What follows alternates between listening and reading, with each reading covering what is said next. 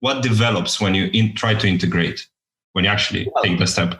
I think what it does is in many instances, what you then try to do is develop your capacity to be able to explain and understand things in a greater context. Because sometimes what language does is it limits you, right? So for instance, I remember working with a leader who told me about his time. He was American, going to Germany when he was a young engineer. And he said, one of the key learnings he received on that early trip was a realization that it's really difficult to come across as being smart and know what you're talking about when you do not have command of the language. Right? He couldn't explain things in German, right? He had basic German knowledge, but he couldn't explain the scientific engineering terms. And he said, I knew the responses, but I couldn't explain it, right? So you look stupid, right? Because you're not that smart, okay?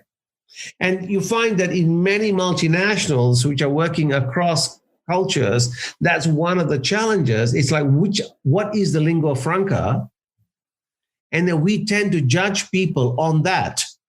Right? We tend to judge people on what's your language capacity, because language is the key that transmits ideas.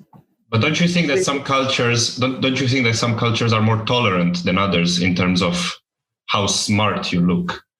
Oh yeah, of course. Yeah. But it depends on what industry you're in, right?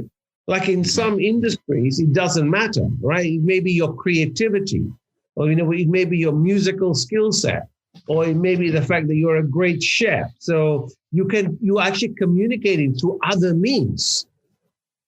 But if you need language to communicate, so we're going back here to language, you need to be able to have command of the words, because otherwise, when you try to explain something that you are familiar with in a different language, it's extremely hard because you don't have the nuances. The softer skill. I mean, you live in the UK, right? You know that English is one of the most difficult languages to learn. Right? The understatement of the English, right? The humor of the English. When sometimes you're outside, when you're not from the UK or not from England, you listen to some of the way language is used.